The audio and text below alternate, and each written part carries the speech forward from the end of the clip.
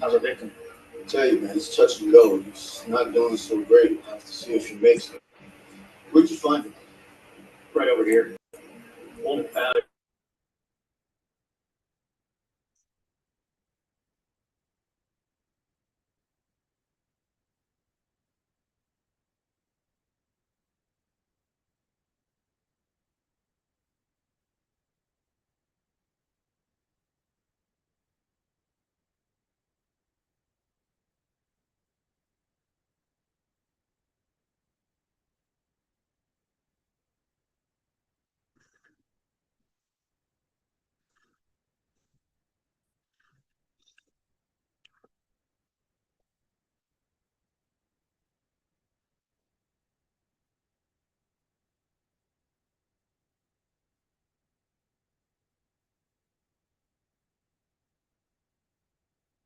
I'm not getting audio.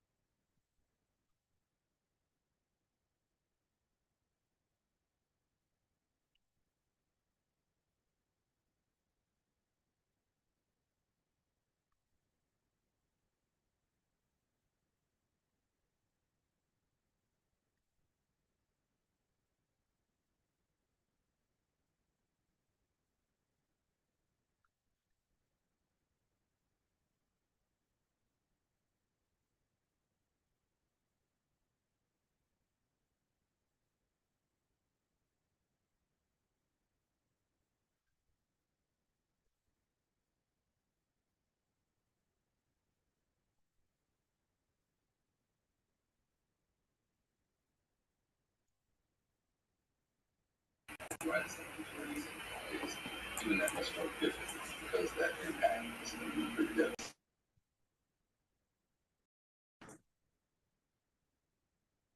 Evening, everybody. It is 6:09 p.m. This is the regular business meeting of the Smithfield Township Board of Supervisors. Please join me in reciting the Pledge of Allegiance. Pledge allegiance to the flag of the United States of America, and to the republic for which it stands, one nation, under God, indivisible, with liberty and justice for all. Thank you very much. Members present include myself, Chair Jacob Pride, Vice Chair Robert Lovenheimer, Supervisor Michael Albert, Township Manager Julia Heiliger, Conservation and Recreation Director Dr. Alex Jackson, Administrative Coordinator Diana Salvi, Engineer John Tressler, and Solicitor Ron Karasak. There is an executive session this evening from 5:38 p.m. to 6:08 p.m. regarding real estate property acquisition matters, contract negotiation, and personnel. Spring cleanup is continuing through the 25th. Please make sure you're getting your stuff out. Leaf pickup. And spring cleanup is April 30th through May 3rd from 8 to 5 here at the municipal building. Nice. That's unfortunate. Community garden and apiary locations are available. You can contact Alex for that. We don't have any minutes this evening. So we have bills and obligations totaling $82,059.52. The general fund, the escrow fund, and the capital improvement grant fund. Do I hear a motion on the bills? Motion to pay. Motion by Mr. There. Do I hear a second? Second, Mr. Levenheim. Questions?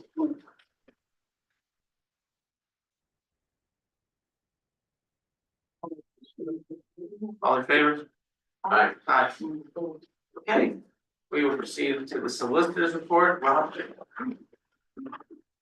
The last couple of weeks, which, as I reported, the last time it's really been taken up in dealing with the Mountain Manor case, which has morphed into 4 or 5 different cases by way of appeals and cross appeals and motions to dissolve and the injunction motion, the contempt motion, etc. There is going to be a case management conference, I believe, on May 2nd with the judge, for the judge to determine how the lawyers want to proceed with the permanent injunction hearing that still has to be held. My guess is that I think the judge is simply going to say, let's just schedule that and get the show on the road. I don't think there's going to be a lot of requests for discovery or depositions or those kind of things, in my opinion. That pretty much has been it, other than, again, the last couple of weeks has been involved in a non-township related matter, in which I was in federal court the last 3 days. So that has pretty much been what I've been doing since the last meeting. thank you, Ron. John, here's one for you. Am I allowed to ask a question with Ron now or? Quickly. Ron, the hearing on the 2nd, is that A, open to the public, and B, is it being held in a courtroom or in judge's chambers? I have to check the order. I never know, frankly, when I have those conferences. I prefer for them to be in the courtroom so people can come and sit and listen, as opposed to being in chambers. But sometimes judges want them in chambers, so I'll look at the order again and I'll report back so that everyone knows what the deal is. My guess is, knowing Judge Zulik as I do, he generally comes out on the bench to talk about matters as opposed to just talking about them in his chambers or his office, and especially with this particular matter, which is sensitive with respect to people who are interested in what's going on and things. So I will double check, but a long way around, as lawyers like to do, the answer is I don't know. Thanks. John, I think. Thank you, Jacob. We've been a little bit busy the past couple of weeks. We've had 2 site visits, the Vision Loss Trail, which is now being constructed. We prepared 3 punch lists for projects in the township, 1 for Wawa, 1 for Bygone, and 1 for Airstrip Road. At the top of our list, remains post office, road bridge. We did finish our type, size and location plan, which is going to be required to be submitted to PennDOT. And we're currently working on the GP11 permitting plans, which have to go to DEP. Missy also met out at the bike park with the disc golf club to see where they would like to place additional holes. She's updating the sketch plan to show that. And we started 2 reviews, one for the sewer authority, and Water Gap Wellness submitted a new plan, which we started our review process. Unless there's any questions, that's what we've been doing the past 2 weeks. The water gap wellness, is that, It's a resubmission of the. resubmit of land development? Yes, Which the resubmission from the 2024 one or the resubmission from the one that they just submitted? the one that they The week just submitted week before. So that's the one you're reviewing, it's Yeah. not a different one from that one. Okay, got it, thank you. Awesome. Julia. And just. I'll be quick since John stole some of my thunder. The Hop and Hunt this past weekend went very well. Thank you both to our emergency service providers and everyone who attended. I think it was a fantastic success. Lots of free candy was handed out for all. Since the last meeting, the DPW has broken ground on the Vision Loss Trail. Just a reminder, while all was open, they're no longer doing their free coffee. But please feel free to swing by. And then I had one more thing and I forgot to write it down, so I might have to come back to myself, but that's it. No problem. All right, right from the Environmental Advisory Council, we have a special presentation on open space in the township, and Dr. Jackson is here to do that. Thanks.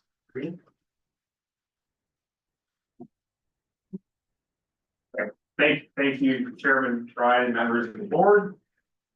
So the Environmental Advisory Council appointed me to give a presentation on their behalf during their April 2nd meeting, right? So this presentation, before I go over, I just want to go over a couple of background details on it for the board. For those of you who may not have been part of these conversations, I know 2 members of the board were, one is current, one was past. Both have had some input on it. So basically, in the EAC ordinance, number 2 empowers the council, allows them to make recommendations on possible use of open land areas. And number 4, keep an index of all open space. Number 5, advise the board on acquisition of property in manner consistent with powers of council, amongst other things. So I want to just point out this is very much consistent with one of their advisory roles here in the township. I want to talk a little bit to the board about the history. So in 2019, there was an event called Places of the Heart, and it was held at the Shawnee Inn, as nearly as I recall, and it was hosted by Natural Lands and maybe PHLT was there as well. And during that event, members of the public were invited to come up to a map and pin certain locations on the map of areas they would like to see protected in the future.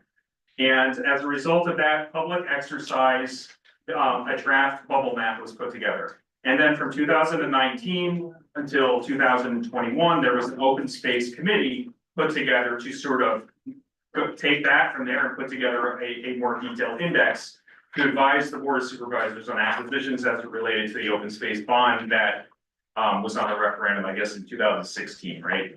That kind of concluded in 2021 without any action, and then the EAC and I myself worked together in 2021 to sort of pick up where they left off from there. And basically, this was all summarized and everyone came to a consensus. There were a number of subcommittee meetings where all of this was gone over in explicit detail. And then this was brought before the whole EAC a couple of times and then finally consented on April 2nd. And so basically what the EAC wanted me to do is let you guys know that this is a formal kind of recommendation so that the board of supervisors could use this process, as I'm about to go over, as had been identified by the EAC through their work in 2024, and apply it to properties in these bubbles as those properties might become available.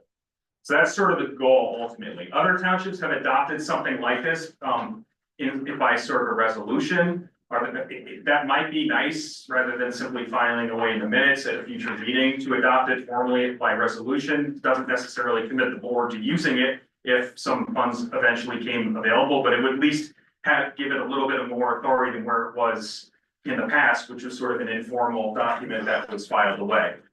Just a little off the cuff there, something to think about. So I'm going to jump right into the presentation now. I appreciate your patience with me as I kind of explain the background, but I thought I wanted to try to get everybody up on the same page. So what you have before you is the bubble map, and that's sort of a more refined version of what Natural Lands put together with the public input and the Open Space Committee. So they put together 5 clusters. I'm just gonna kind of go read them. I don't know if the public there were a few extra copies. It looks like they've been distributed. Okay, so just keep in mind, this is a draft. This is not a commitment to purchasing or acquiring land. This is merely a planning tool for consideration and discussion only. It can be further refined. But basically, the Environmental Advisory Council identified 8 clusters of properties in certain areas of the township. Mount Nebo Park, Expansion Complex, Marshall's Falls Park, Expansion Complex, Joffrey's Ridge, the headwaters of the Little Sambo Creek, the Shawnee Valley Cluster of properties, Waterfront Park Expansion Cluster area. There's the Upper Sambo, which is number 7 there, and then Buttermilk Falls, which is number 8 there. And the clusters are designed to sort of identify a general area without pointing to a single parcel, so as not to create unnecessary tensions, and also to give a little bit more flexibility to the process. It's merely a visual aid, but it does, I think, help sort of identify areas in the township with large enough parcels for potential future possible acquisition. Does the board have any questions on the cluster map? Okay. And then the next part of the presentation is going over the actual criteria and a description of the clusters. Right, so what the Environmental Advisory Council wanted to do is to help the board visualize a process by which a member of the public, let's say I owned 300 acres and I approached the board and said, I'd like to sell this property at fair market value or appraised value to the board, or give you a discount. It would allow the board to say, okay, well, let me go to this flow chart and take a look at the process by which we've been recommended to look at these considerations. So the first item is township funding available for open space acquisitions? If not, you don't move on. The second is it a willing seller of the property, and is it at appraised value, right? And the first part's critical. It has to be a willing seller for these open space acquisitions to work and for everybody to be in a harmonious state. This is like rule number 1 of open space acquisition. And I couldn't possibly emphasize that enough. And then it does have to be at appraised value. The township could not acquire property for anything more than what it's appraised for. So if I think that speaks for itself. So if those 2 criteria are met, the next one is the property eligible for DCNR LSA grant funding to leverage township funding? And some of those criteria are like large acreage, critical habitat protection, habitat connectivity, water quality benefits, and public recreational access for activities. So this is designed so that, let's say you happen to have some open space funding available, like certain townships like Barrett and Paradise and Stroud Township do. If you can match those funds, you can leverage them and increase the fiduciary responsibility, so that instead of spending $500,000 or whatnot out of the fund, you would spend $250,000 as the 101 match for like a DCNR grant. So it just gives you more bang for your buck. And it also opens you up to future planning grants like the master site development plan and things of that nature. So let's say it is eligible for all that, then the recommendation is to pursue acquisition. If not, is this property directly connected to an existing protected open space land? Yes, pursue acquisition. No, more than 20 acres and road access, because you don't want to start creating islands of land. And then if it is more than 20 acres and it could potentially have a driveway, then it's worth pursuing. If not, the only circumstances by which you would consider is if it has some sort of unique historic feature or natural, like a waterfall or something like that. Then these criteria are then detailed on the next portion of this. So basically, that's sort of a visual aid, and this kind of gets down into sort of more detail. I'm not going to read the whole thing, but again, it's willing seller to appraised value, sufficient acreage, grant funding eligibility, freshwater resources, cultural value, and accessibility. And then the last part of the presentation kind of goes over each of the clusters identified on the bubble map and gives more context and explanation of the natural features in each of them. I'm not going to read the whole thing because this presentation is meant to be brief, just to try to keep the board kind of in loop, keep you guys in the loop on what the AEC has been doing. Sorry, I misspoke there. So the first is the Mount Nebo Park Expansion Complex. That's on the western ridge of Shawnee Valley, et cetera, et cetera. There's a number of large parcels there that could potentially become a much larger park in the future. The Upper Marshalls Creek, Marshalls Falls Expansion Complex, that's up by Marshalls Falls Park.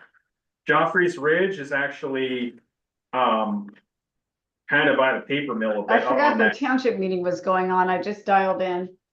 If they think you're somebody else, if that Ridge, works for you, that's fine. Creek. Did you hear that? So basically, it's the ridge that separates Cherry Valley from the Broadhead Creek, basically, and it's sort of like right adjacent to Glen Park and also county open space property. It's an ideal property potentially for future acquisition, in my honest opinion. There's already trails and it's really quite a property, in my opinion. Unfortunately, it's you know, it's right along the Broadhead Creek. It's right in the Broadhead Gorge. So anyway, the headwaters of Little Sambo Creek. That is actually a series of wetlands, not too far from the township building. If you just make a right and then go straight down that road, you'll see part of it. It's a large series, couple hundred acres or so of well intact wetlands that might be great for protecting the source water for downstream things like Lake Valhalla and other communities. If you protect the source water, it helps protect water quality downstream. The Shawnee Valley cluster properties, this is obviously has a lot of history in the township. There's still a number of large parcels there that could potentially be acquired. It does require a little future research on any deed restrictions with regard to the PRD. Waterfront Park expansion in Twin Falls. There's, and this is kind of, there's some properties nearby that are directly adjacent here and also contain Twin Falls, which is a significant cultural feature. It's certainly worth looking into. And then finally, Buttermilk Falls and the Upper Sambo lands. So Buttermilk Falls goes without saying, it's right there on 209 at that intersection. It's very small. It is a little bit tricky with regards to a park, but it has such cultural significance that the EEC highly recommends that for inclusion on this draft.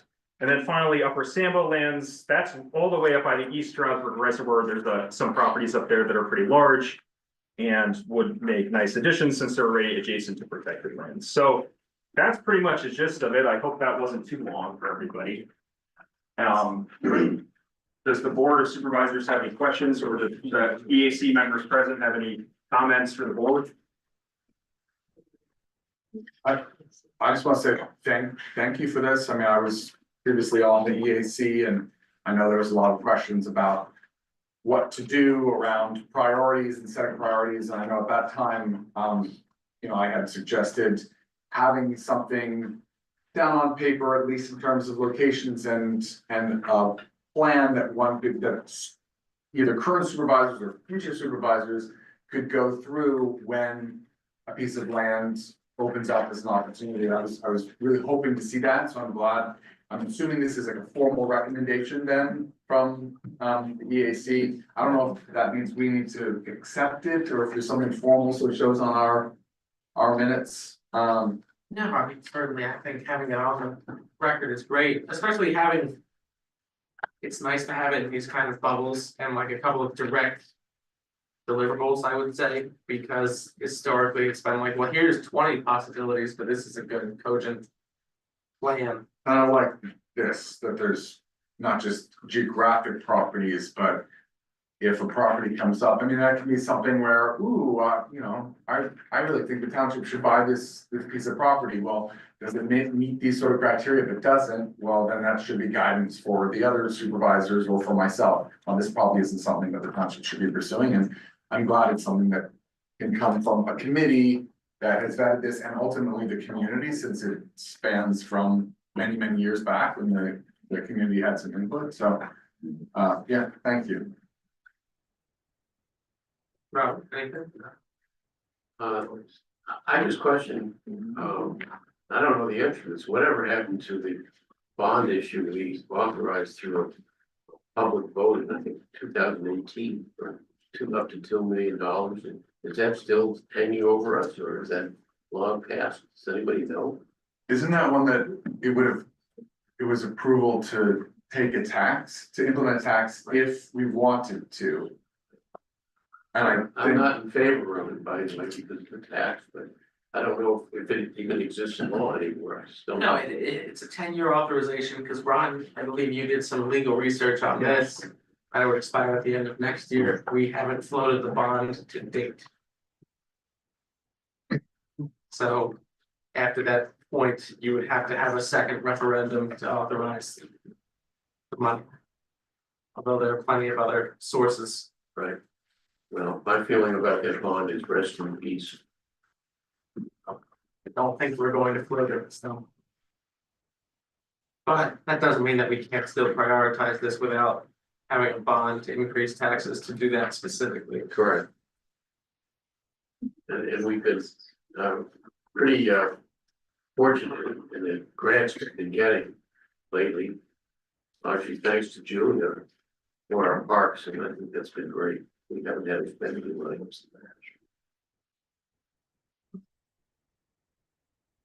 That's what the other report was, that I've compiled everything grant wise, and just so the board is aware, for every dollar that you put into grant money, you're getting another $8.61 back.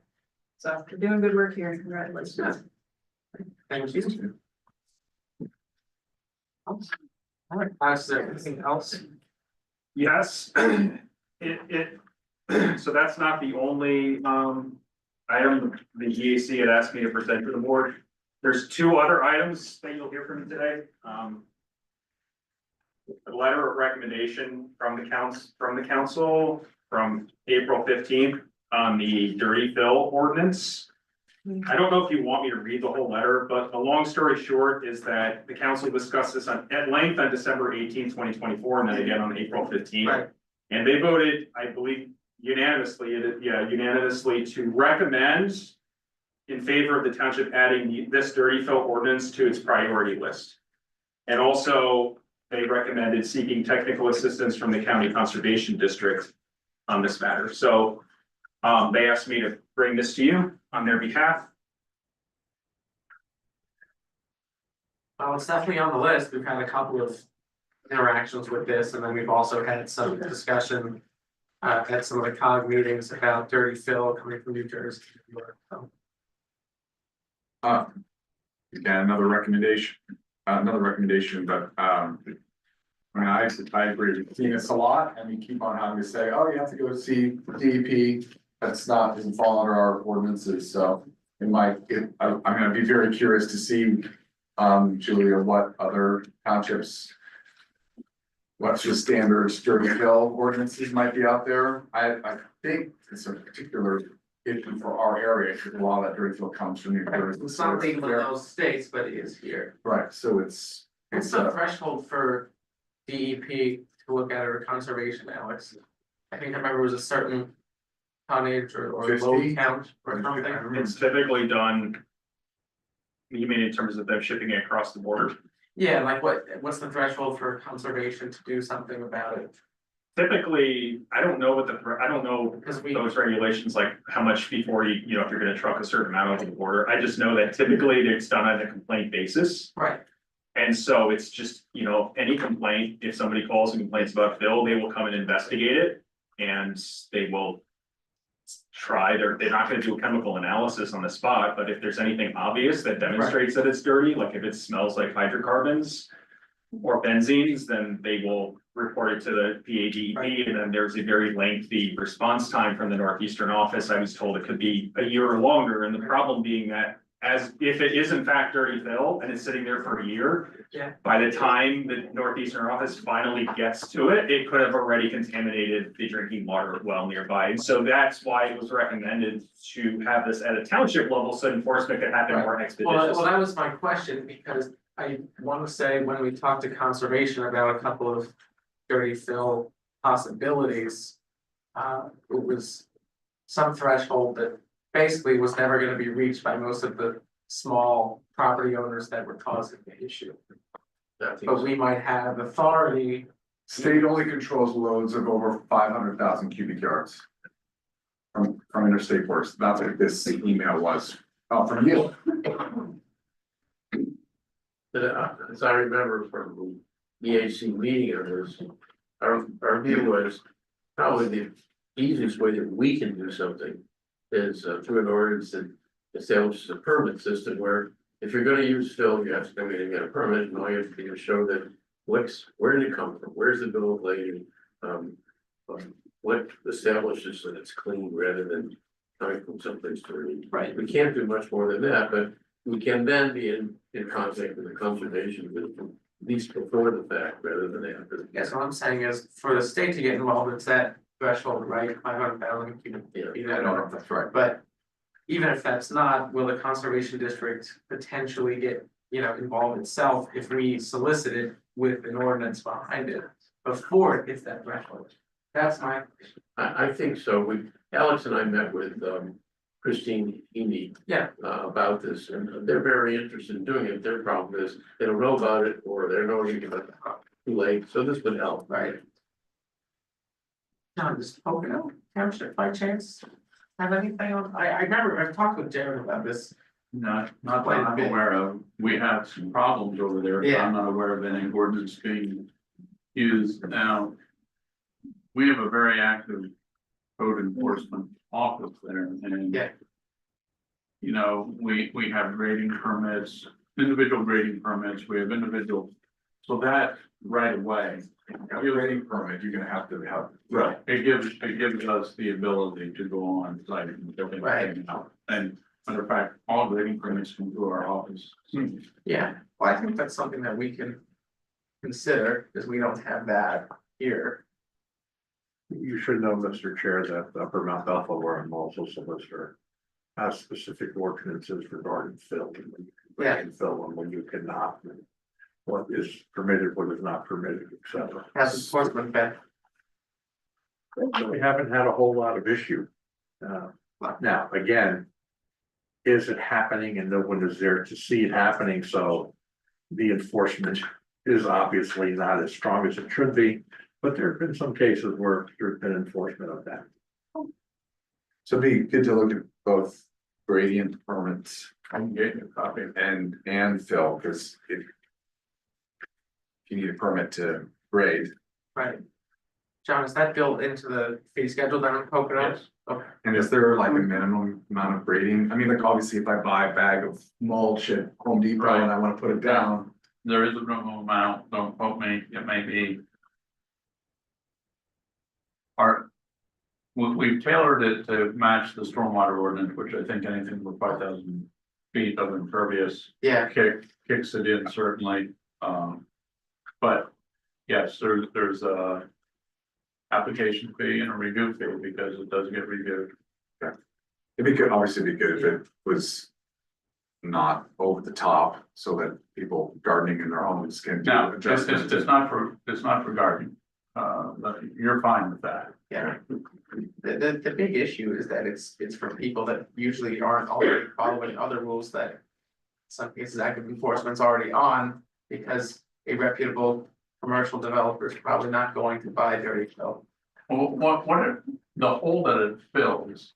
Yeah. Is that there are lots of records that were created a long time ago and don't have current stormwater management ordinances or ENS plans. Right. And, a builder goes in and just starts building. Yeah. He buys up a lot and just starts building and there's no control. Might not uncover it. Right, Yeah. so that's where the grading permit really comes into play, and that's the hole that it fills. So we already have in our ordinances,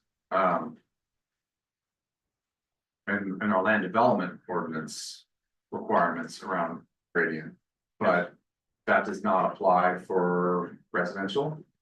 Not if it's an existing lot of record. Right. It's, there are a lot of lots that were created prior to our current ordinances, and they're just sitting there waiting for someone to buy and build on. And Well, if you do, so if it's commercial, it's gonna have to go through land development, no matter what, right? yes, but not residential. Right. This primarily catches the residential builders. Okay. Okay. To follow up on that, I'm looking at Poconos right now, and it provides 5,000 square foot if the area of the parcel and slopes is 0 to 3%. For 3% to 8%, it's 2,500 square feet, and for 8% or more, it's 1,000. So we've got this ordinance here. Steeper it is, less is needed. Right, because it's got a greater potential of creating stormwater runoff. Right. Erosion. And that'll get you before you, let's say, have a conditional use for a steep slope disturbance, right? Or does it go hand in hand in that? In this particular case, you're not gonna get a conditional use for a residential because it's not required. So again, this is for lots of record that Right. are existing Well, I throughout. know that in our case, in our ordinances, regardless of the use, I think if your steep slope disturbance Yes. is beyond Right. certain, but you would still But, have. but that's for a new project that's creating several lots that Right. falls under the land development definition. Okay. Makes sense. Most of these cases, I mean, all these cases are when there's holes, right, that people are filling. I mean, I guess it's the same thing. So you're getting of a gradient and. The other thing that the township already has, which I'm gonna say was not enforced in the past, but I believe our new zoning officer is keeping a close eye on, and that's the stormwater management ordinance. As soon as you disturb a certain number of square feet, the stormwater management ordinance kicks in and a plan is required for review. So, but again, that doesn't fill all the holes, but it could have filled some of the ones in the past. And if you do have a grading permit, then you pretty much have your holes filled. Okay.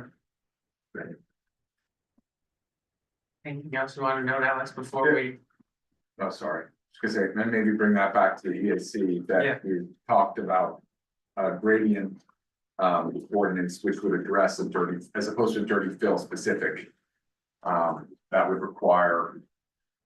People to come forward if they're gonna do any sort of gradient work. Yeah, grading. That would, pretty much that would push- catch any of the dirty fill that might happen. One more thing I'd just like to add, I think it's probably pertinent. Pocono adopted their grading ordinance because they were requested to adopt them by the conservation district. Oh. The conservation district would be notified of what people thought were violations, and they would come out and they would look at them and they would agree they're in violation, but and don't quote me on this, I'm not 100% sure, but I think they said that they couldn't really do much on anything of the line 1 acre or less, because they really have to use their MPDS permit powers to do something, and they could go after ENS, but if there were other issues that would be covered under the MPDS, well, that's only good down to 1 acre, and we had a lot of lots of record that were less than 1 acre. Right. I'm gonna say it's a little less obvious sometimes with the smaller acreage parcels. Right. Yes, there's one other order of business not related to the Environmental Advisory Council, but under this, I spoke to Julia, it's under the same agenda item for open space, and this is the draft ordinance update for the parks. I don't know if we can maybe pull that up so that the audience could take a look. I guess I can try.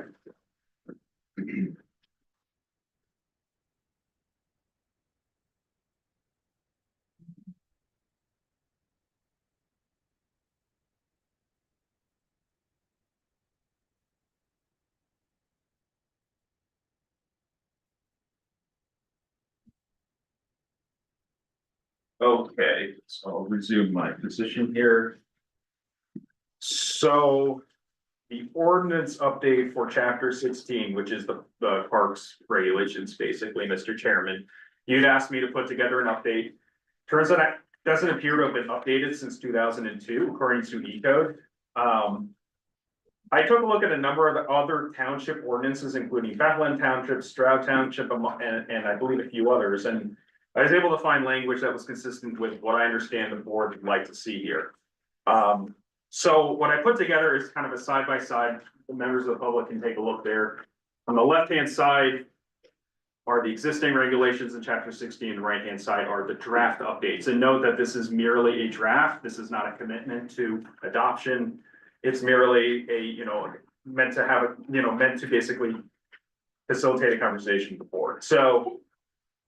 Question. This ordinance, I don't know, it's not on the agenda.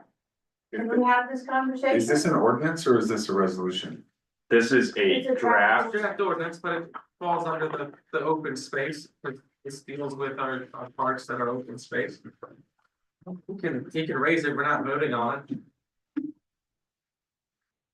I thought the presentation was strictly about the environmental advisory council's recommendations, not this draft ordinance. He's able to raise the draft, I mean, we're not discussing it, he just wanted to present it. I can merely present it to the board for, it's up to you if you want me to present simply for information and then at a subsequent meeting, if the board wants to discuss it, if you'd like to handle it that I way. imagine this is amongst many things that the EAC has looked at in some capacity. I would clarify, the EAC has not looked at this. So it's up to the township how you want me to proceed. I know you can present it, but I don't. Making a sunshine law issue of you talking about a draft ordinance, so go ahead. Okay. As long as we don't make any decisions. Okay, so basically, you know, everyone can see it on the screen there. The first paragraph is sort of was edited, so that it's stated the public as opposed to merely residents. The word parks was added. The next section, there was a sentence added on organizations granted to the right to utilize the parks by agreement or lease are subject to all applicable rules and regulations.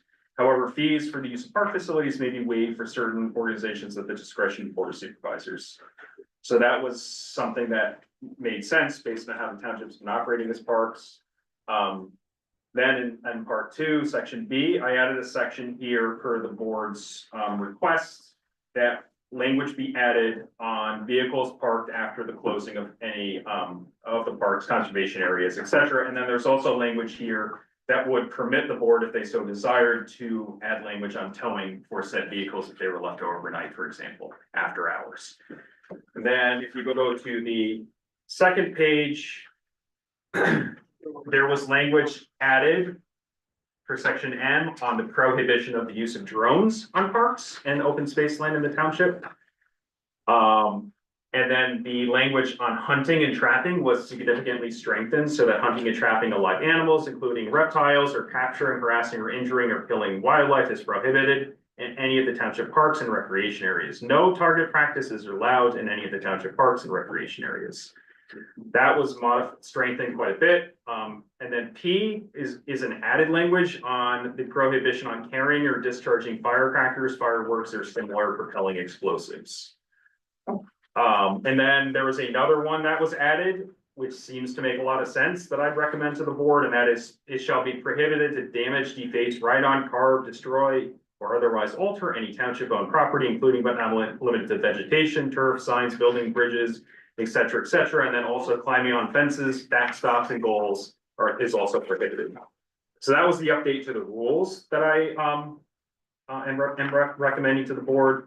I also took the liberty to add a couple of common sense sections potentially. One of them is a clause, a new section 108 that would allow for additional rules and regulations. And this states that the board of supervisors may from time to time adopt by resolution such additional rules and regulations as may be necessary for the proper operation, management, and conduct of township parks and recreational facilities. So I feel that gives the board a little bit of flexibility, and this was taken from another township ordinance in place, so it's, you know, it's something that already is a practice that's employed in other places in the Commonwealth. And then I also added a clause in discrimination. I felt that since the township has this new policy of gate entry, it might be good to make sure that everyone's on the same page. This is probably more a question for your solicitor though, but this is language I pulled from another ordinance to think about. I'm not going to read it all, but it's something to think about. And then the penalty section, I took a little bit of liberty here to add the first section. Any person, you know, that violates the rules. This is basically like who can actually enforce these rules. I don't know that that was actually in the current ordinance. So that includes Pennsylvania state constables, township appointed or hired security personnel, and other authorized township personnel. And then I took a little bit of liberty in, and this again, this is just a recommendation. The board can do, you know, however they like at a future meeting, but basically, as it was currently written, it's basically a fine of not more than $1,000 plus costs in default, plus a term of imprisonment. So what I decided, I thought it might be a little more appropriate to the board to maybe have it as a first offense is 300, then a second offense is 600, then all subsequent or 1,000, and only jailing if the default of said penalty were to be incurred. So that's basically the summary of my work. My goal here is to simply put this in front of the board for consideration, and I'll just leave it at that. Can I ask a question?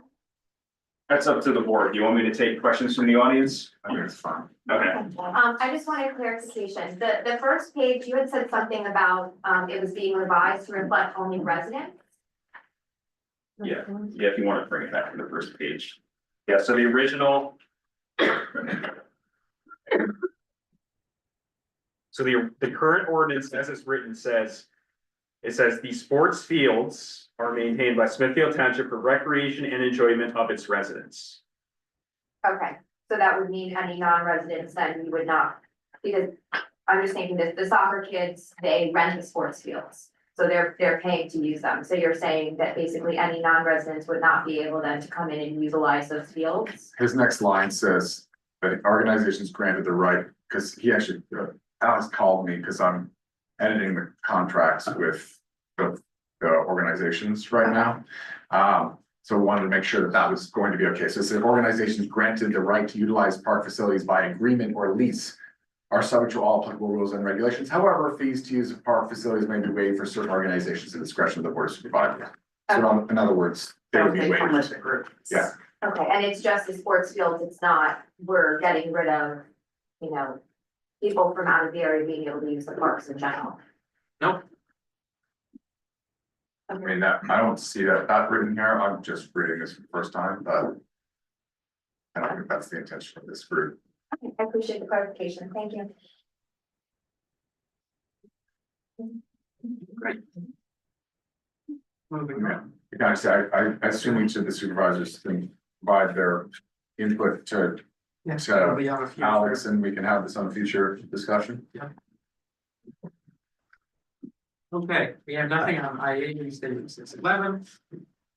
I will be back next month, hopefully. In terms of supervisors' comments, I just want to thank everyone for the success of the Hop and Hunt event. It was great. We had like over 200 folks there. We worked with the emergency corps and Marcus Creek Fire Company. Want to thank Julia and Diana and Alex and Bonnie for helping to make sure it went smoothly. It was a really nice day, and I look forward to doing it again. Robert, Michael, anything you wanted to add or other? Normal business, we have none. Under the consent agenda on new business, we have the consideration to authorize the sale of the equipment via municipal bid, which is a truck number 406 trailer. It's a Beaver model leaf collector trailer, rear mount boom mower, and 2 rear mount 3-point sweepers. And then the authorization for the bid for Department of Public Works materials for road construction and maintenance. Do I hear a motion on the consent agenda? Motion to approve. Mr. Leventhal. I'll second. Second, Mr. Albert. Discussion. What do we don't need that equipment anymore, obviously? Chris has done an assessment of what we need and what we don't, and he would like to sell these items to get additional funds to pursue updates to items we need to keep. Okay. I've been looking at municipal bid for many years, trying to pick up cheap stuff, but it's always scary because you can't really inspect them and you don't know, but You know, hopefully we can get some money for it. we've been successful in the past, I think. But I think it's been a while since we've sold anything. We don't have anything worth selling. Yeah, you might not get much. Sometimes it's a lot, very small. And then what's the bid for DPW Heroes for? So that's 2 different pieces. Step 1 is a chip seal project that the DPW is working on. Chris met with Chip as in paving chips? Yeah. Right, okay. Chris met with Kevin McDonald. Once that one goes through, that will be going through PennDOT and we'll use our fuels money for that. The second, just the materials bid, will be things like our stone of different sizes, et cetera. And we're not going through. What's the COG route that we use? We have the ability to do that. Every year the township does do that separately as well. Okay, whenever there's a COG contractor, the it's been approved because they've gone through bids, are we allowed to do our own bid? And if we don't see anything that's better, to go to one of the cog ones? We can always do both. We often do with the salt. Okay. All right, Cause the clauses usually with co-stars or cog or whatever. co-stars, that's the one. Is usually that you have to take your certain minimum, so we will often take the minimum from there and then get it cheaper elsewhere for us. That way it makes it better for everybody. Okay, Questions? Yes. Actually, what equipment is being posted for sale, do you know? So Yep, Jacob just said went it through the earlier, list. it is a truck, which is a 2006 GMC with plow, Meeker beaver trailer, a leaf collector trailer, a rear mount boom mower, and 2 rear mount 3-point sweepers. Thank you. All in favor? Aye. Aye. Next, the consideration to approve the special event permit for the Shawnee Preservation Society yard sale. Believe everything's in order. I don't have any questions. motion to approve. Motion by Mr. Albert, second by Mr. Levenheim. Discussion. All in favor? Aye. Aye. Okay, next, the consideration to approve the special event permit for Habitat for Humanity's 5K event. I believe we have their executive director, Scott Fabian, on with us. I know everything else was in order with theirs too, but maybe Scott, just for everyone's sake, can speak to. Yes, very quickly though, Scott and I spoke and confirmed we don't have the certificate of interest yet, but he said that would be no problem to provide, so we will need to approve that condition. Initially. Scott, can you hear us okay? Yes, I can. Awesome. Thank you for being here with us. If you just want to give a quick overview, we'll get you taken care of. Okay, so this is an idea that came up a couple of years ago. If you're not familiar with the history, Fred Waring owned Shawnee Resort, which is in Smithfield Township. And he also, which is where he wined and dined all the famous people like Fred, Jackie Gleason and people like that. But he also owned Castle Inn, which is in Delaware Water Gap, which is where he ran his place of business, ran his music empire out of the Castle Inn. Turns out they happen to be 5K between each other. And me being the executive director and chief operating officer of Monroe County Habitat for Humanity, I thought this would be a great fundraiser to run a 5K from the Castle Inn to Shawnee. It would bring people into, it bring business to both Delaware Water Gap and Smithfield Township. And it happens to be on the anniversary of one of their reunions. We're having a reunion that particular weekend. So the Fred Waring Pennsylvanians will be in town that day. And well, that whole weekend actually, but the 5K was looking to be Sunday morning from 8 to 11. Hopefully we'll wrap it up quick. We wouldn't need more than one lane of traffic to work with the state police on that as well. So that's my my thought, and it would benefit Monroe County Habitat for Humanity, which is a new profit here in Smithfield Township, when we're happy to be here. Robert, have you? I'll entertain a motion on this. Motion to approve. Motion by Mr. Levenheim. I will second. I'm filling in a refusal. Hey Scott, I know you sent me a couple text messages and I haven't responded. That's okay. Really, just to Shawnee, but in that sense, I'm recusing myself from this in the event that there is a after party somewhere at Shawnee Inn or something, and there's potential financial gain. Right. So I understand that, and I could work with Rob Howell if you feel a conflict of interest there. But you know, it benefits the whole community, Delaware Water Gap and Smithfield Township. What were you gonna say? I was gonna say, as per our township manager, the motion should be to approve it on condition that he will provide a certificate of insurance. And that would be no problem. We work with Lockton Insurance, who is the insurance carrier for Habitat for Humanity International. and we have a full account with them, that would be no problem whatsoever. I'll add that to the motion. All right, and I'll second your amended motion. Let the record reflect Supervisor Albert is recusing himself. Any discussion? All in favor? Aye. Aye. All right, good. So you get us that and we'll get you your permit. So We're excited. I would just need to know some steps. This is my first 5K running. Hopefully it'll be an annual event that can bring people here. So anyone that can give me advice as to what other steps I need to do. I know I need to speak to state police and Delaware Water Gap, but I know Larry Freshcorn, so that shouldn't be a problem. Yeah, I think you'll be all right. We'll have you talk to Chris Klaus from our Department of Public Works. Just to be safe. And this is Ron Karasek talking.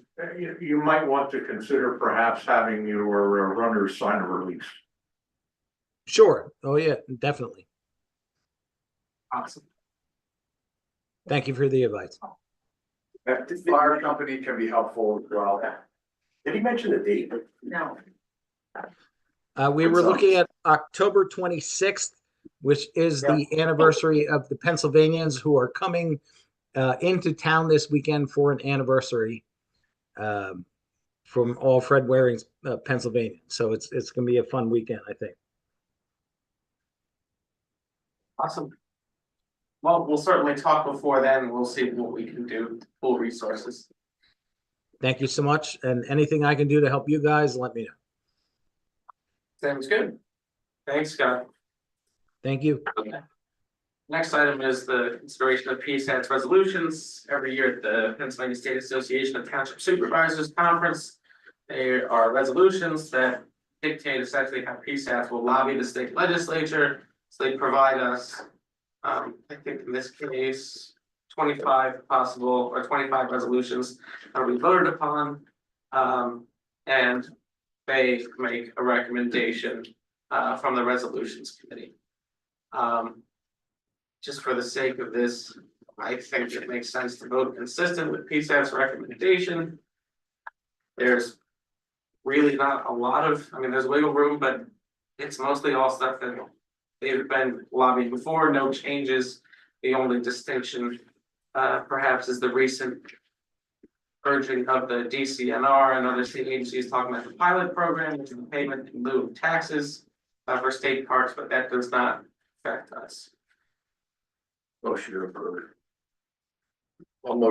Second. Motion by Mr. Levenheim, second by Mr. Albert. So my question, how would these, I mean, I asked Julia, before going to PSATs, do we have to vote on any resolutions that, or any of these items? She said, yes, it'll be in your bill packet, or in your packet. But how was it decided what we were gonna support or oppose? Well, that's Not decided, I know we're deciding right now, how was this draft? so that this is drafted by the resolutions committee. So the they meet- PSATs resolutions yes, committee, so so they- why do they come up with oppositions? So sometimes the inner guard, I guess, of the PSATs believes one thing versus another.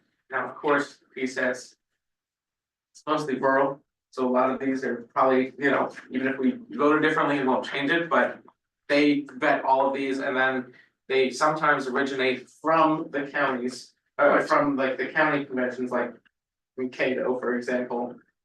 Eventually, I don't think they're doing anything on this. You will not see anything from MCAT on that, because the organization just had its first meeting 2 months ago. Right. We will not have time for PSATs. Right. This So Bucks and Lehigh have theirs, and then the resolutions committee has some on their own. Can I provide a note of clarity just for the audience, maybe? So and make sure I understand properly. So PSAT's basically a lobbying group that can lobby in Harrisburg for changes to state law that governs how we work. The only groups that can make these recommendations, which are effectively just what are you gonna focus on, right? For the most part. Correct. Are these county-wide associations, of which Monroe had one, but it's been defunct and now exists again as of last 2 months. I was on the last, or a call two times ago. So what I'm seeing here is Bucks and Lehigh counties, they've suggested all these things, and then. Just so I'm understanding, the PSAT group are suggesting opposing 1, 2, 3, 4, 5, 6, 7, 8 of 25.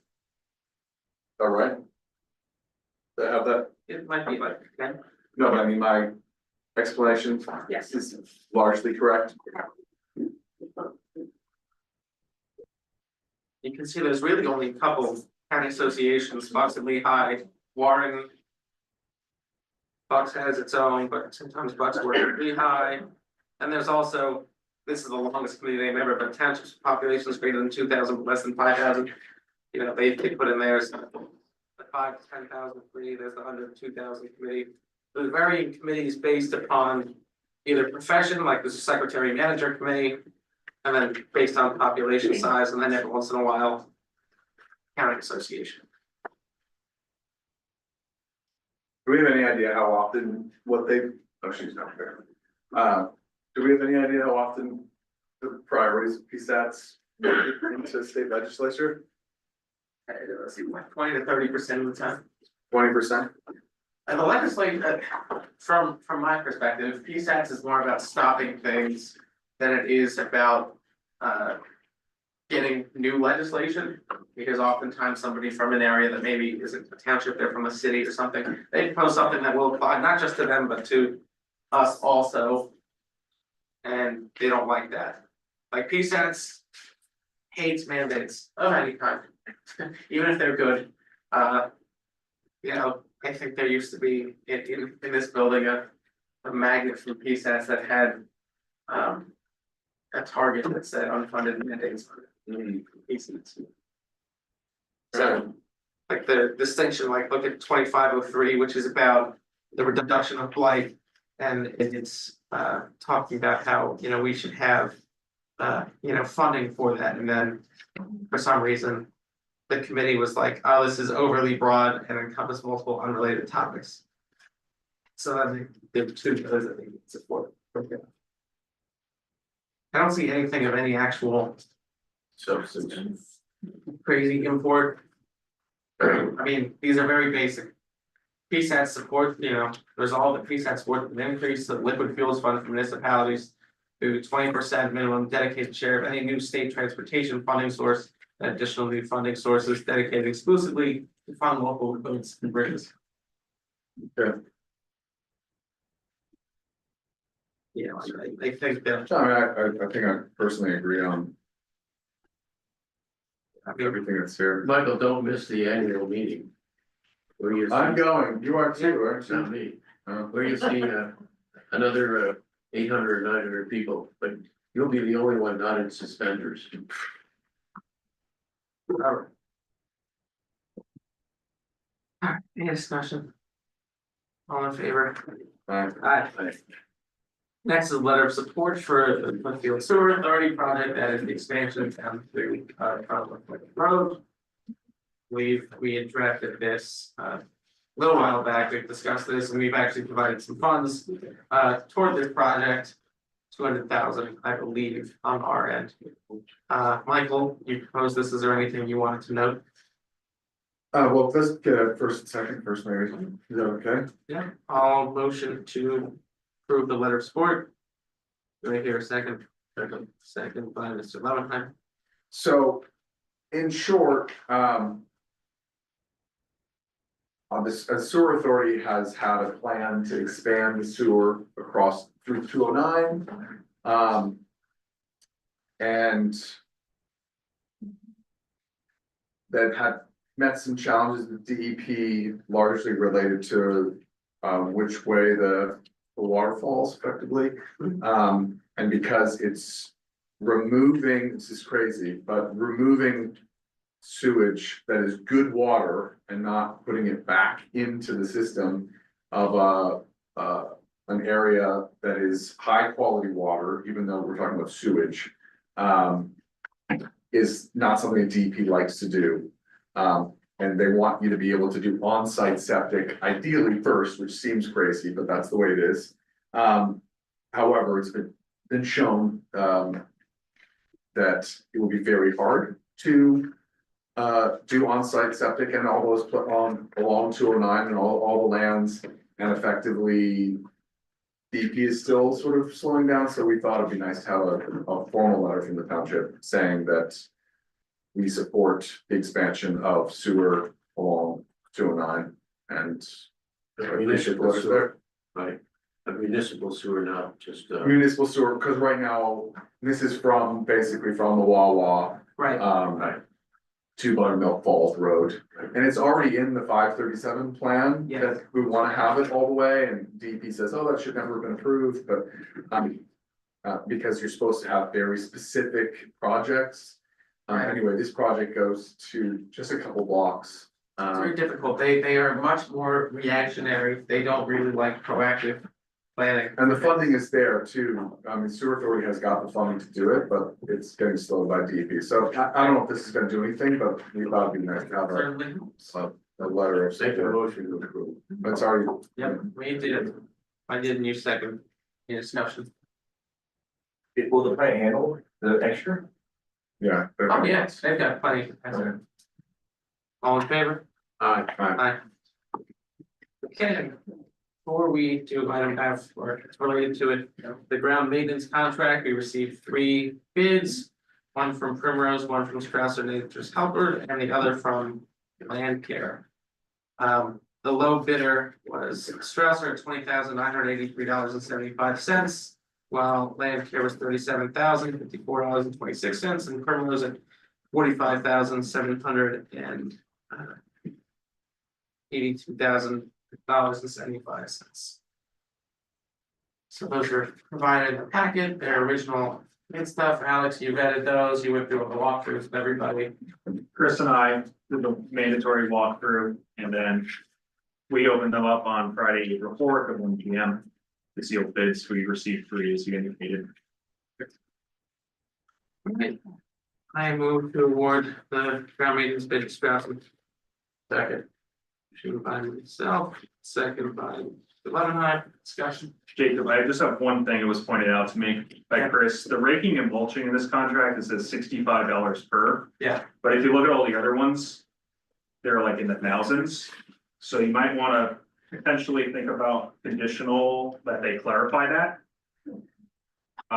It was just flagged to me by Chris, so I just felt obligated to bring that to your attention. If you look on the second page. Yeah, that was, I mean, my question was gonna be, are we sure that the contract that the each proposal is apples to apples, so that is concerning at $1,000 and the other one's $65, there might be a little misunderstanding there. Yeah, it's tough.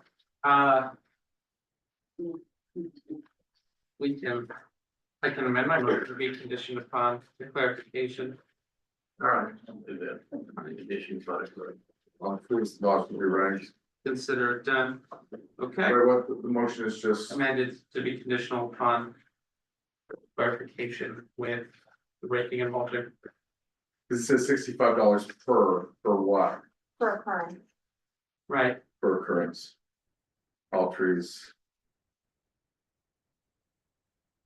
$65 for what? once per year. per occurrence. Oh, yeah, so like Michael says, now, other places, 2,200. Or.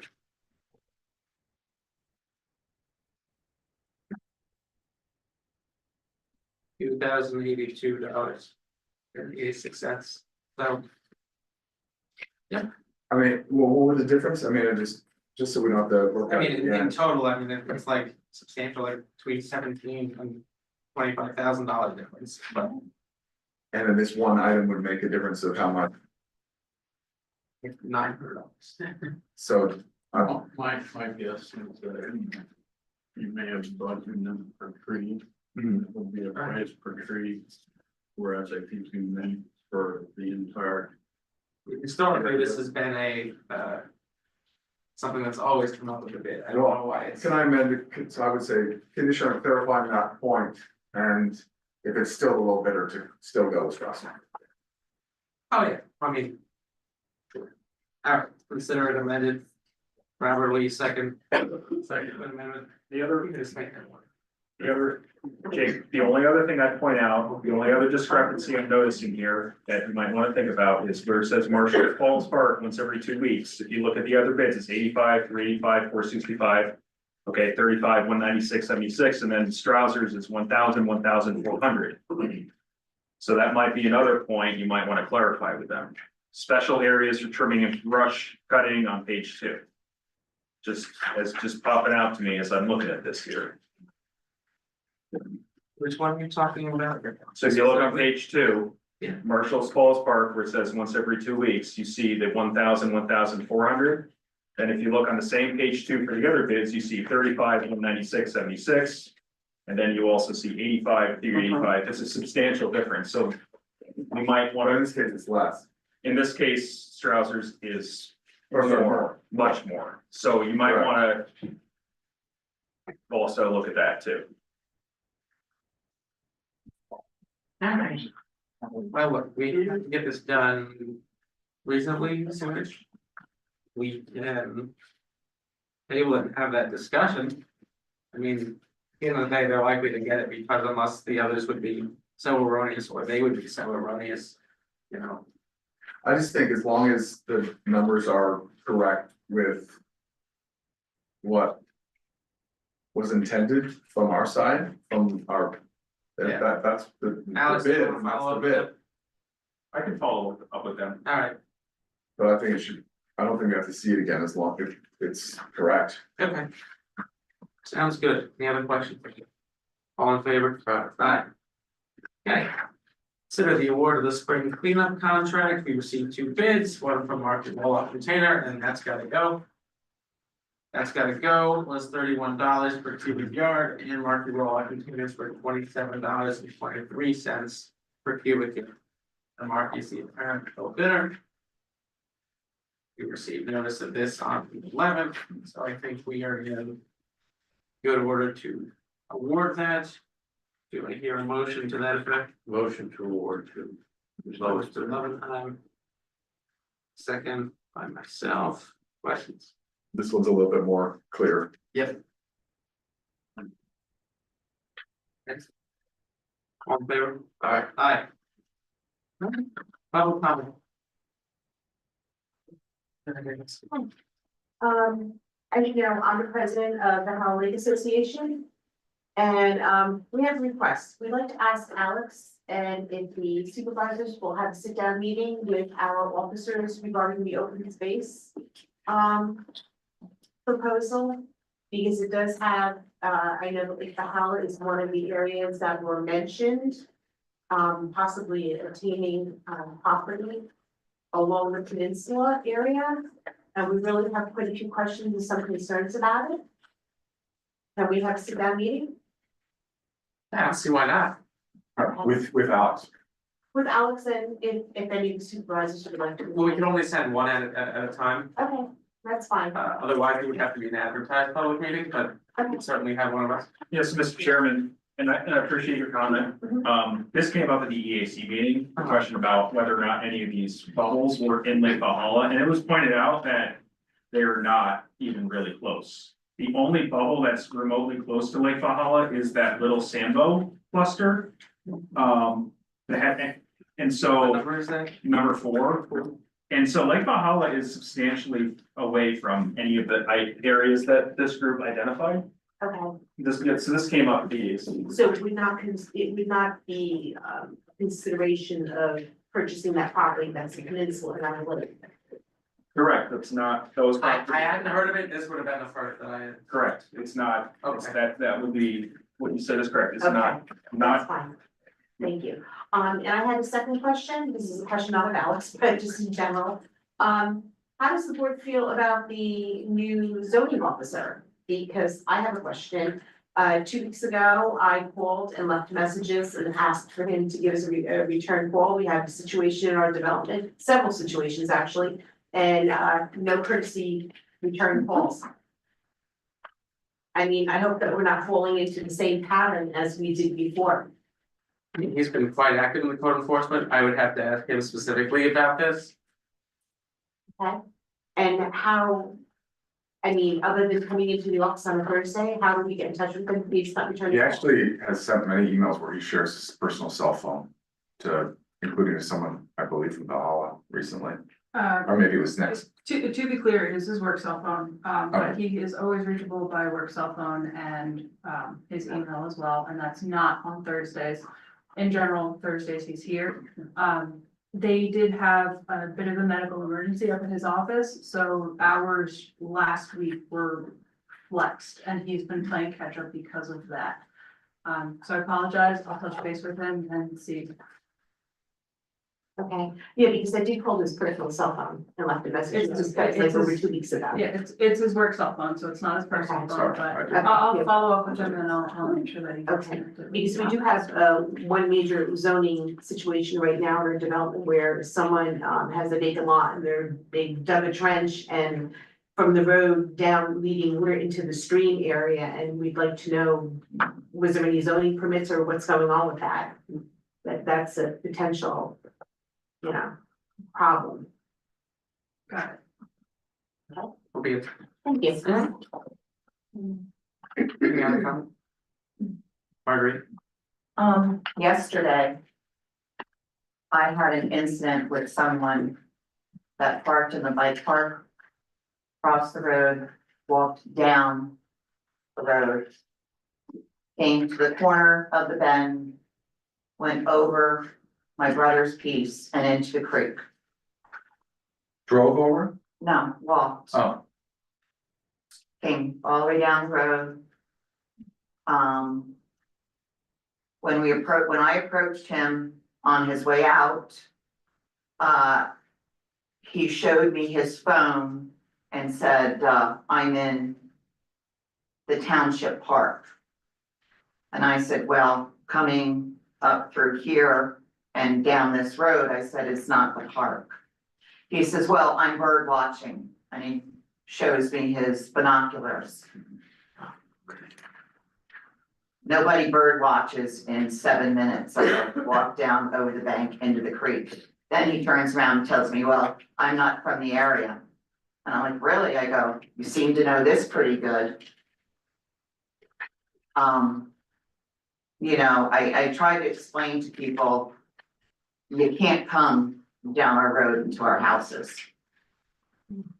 I mean, for me, somebody walking around with binoculars where we live now is a little bit disturbing. Sure.